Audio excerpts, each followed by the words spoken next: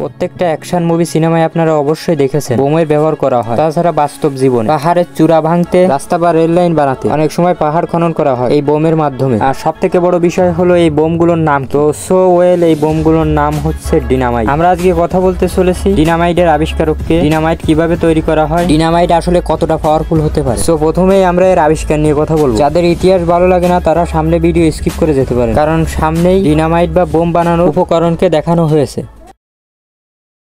সময়টি 1847 সাল। এক বিজ্ঞানী নাইট্রো গ্লিসারিন তৈরি করেন। এটি ছিল একটি অত্যন্ত শক্তিশালী বিস্ফোরক তরল, যা সামান্য একটু ধাক্কায় বিস্ফোরণ হয়ে যেত। এর মানে এটি এত অনিরাপদ ছিল যে কেউ এটিকে ব্যবহার করতে চাইতো না। মানে বলতে পারেন হাত পা নাক মুখ সবকিছুই ছিল, কিন্তু বুদ্ধি ছিল না। এরপর একে বুদ্ধি দেওয়ার জন্য আসমান থেকে টপকে একজন বিজ্ঞানী। হ্যাঁ, আমি কথা বলছি আলফ্রেড নোবেলের কথা, যে কিনা একজন সুইডিশ বিজ্ঞানী। তিনি লক্ষ্য করলেন নাইট্রোগ্লিসারিনকে যদি ডায়াটোমাস আর্থের মতো শোষণকারী পদার্থের সাথে মেশানো হয় তাহলে হয়তো এটাকে স্থিতিশীল বানানো সম্ভব। এবং তিনি 1867 সালে এই ডিনামাইট তৈরিতে সফলতা পান এবং তিনি আনুষ্ঠানিকভাবে এই ডিনামাইটের পেটেন্ট নেন। এই পেটেন্ট নাম্বারটি ছিল 783। তিনি এটিকে বিশেষ কাগজে মুড়িয়ে ছোট সিলিন্ডার আকৃতি স্টিক তৈরি করেন আর এর নাম দেন ডিনামাইট।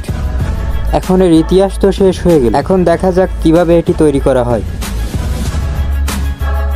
আমরা যদি সহজ কথায় আসি, ডিনামাইট হলো একটি বিস্ফোরক। আর বিস্ফোরক তৈরি করতে আমাদের এমন কিছু তরলের বা পদার্থের প্রয়োজন হবে যারা ঘর্ষণের ফলে অনেক বড় ধামাকা করতে পারে। ডিনামাইট বানাতে আমাদের তিনটি উপকরণের দরকার হবে। একটি হলো তরল, আরেকটি হলো শোষক পদার্থ এবং শেষ উপকরণটি হলো স্থিতিশীল উপকরণ, যেটি বোমের ভারসাম্যকে বজায় রাখতে সাহায্য করবে। এখানে প্রথমটি হলো নাইট্রোগ্লিসারিন বিস্ফোরক তরল, যা ডিনামাইট বানানোর মূল উপকরণ। দ্বিতীয়টি হলো শোষক পদার্থ। সাধারণত ডায়াটোমাস আর্থ বা কাঠের গুঁড়া ব্যবহার করে নাইট্রোগ্লিসারিনকে শোষক করাতে পারি, যা আমাদের বহন কাজে সাহায্য করবে। এতে করে কোনো রিস্ক থাকবে না। এটি করার কারণ হলো নাইট্রোগ্লিসারিনকে শোষক করার মাধ্যমে যদি কখনো ধাক্কা লাগে তাহলে বিস্ফোরণ হবে না। আচ্ছা, আমরা তো এখন বোম বানানোর কাজকে পুরোপুরি শেষ করে ফেলেছি, কিন্তু এরপরেও অনেক রিস্ক থেকে যায়। তার জন্য আমাদের তৃতীয়ত স্থিতিশীল উপকরণ ব্যবহার করতে হবে, যেমন রাসায়নিক উপাদান ক্যালসিয়াম কার্বনেট যোগ করে নাইট্রোগ্লিসারিনকে স্থিতিশীল করতে পারি। এতে করে দুর্ঘটনাজনিত সময় বিস্ফোরণ হবে না, তাহলে বোম পুরো আমাদের কন্ট্রোলে চলে আসে। এখন দেখা যাক এই বোমটি কত শক্তিশালী হয়েছে। এই বোমের মাধ্যমে আমরা কি কি করতে পারি। তো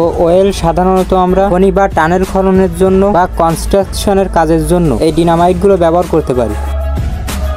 এখন এই বোম কি সবাই ব্যবহার করতে পারবে? জি না, বোম আপনার খালুর বাড়ির আম বা লেবু না, যে আপনি বাড়ি বসে মশলা দিয়ে বানালেন এবং ফিয়ে মারলেন, বোম করে ফেটে গেল আর দেখলেন কি চারিপাশে সবকিছু উড়ে উড়ে যাচ্ছে, ঠিক ফ্লাইং কারের মতো। ডিনামাইট একটি অত্যন্ত শক্তিশালী বিস্ফোরক যা যে কোনো কিছুকে ধ্বংস করতে পারে। এটিকে ব্যবহার করা বিপজ্জনক ও বেআইনি। এটি শুধুমাত্র অনুমোদিত বিশেষজ্ঞরাই ব্যবহার করতে পারে, তাই এটাকে নিজের বাড়ি বা অন্য কোনো স্থানে তৈরি করার চেষ্টা করবেন না, এতে আপনি ক্ষতিগ্রস্ত হতে পারেন। তো সবকিছু শেষ। ভিডিওটি যদিও একটু পছন্দ হয়ে থাকে তাহলে অবশ্যই লাইক করবেন এবং কমেন্টে জানাবেন আপনার মন্তব্য, এবং এরকম সব ভিডিও পেতে চ্যানেলটিকে সাবস্ক্রাইব করে রাখতে পারেন। দেখা হবে অন্য কোনো ভিডিওতে। Good bye.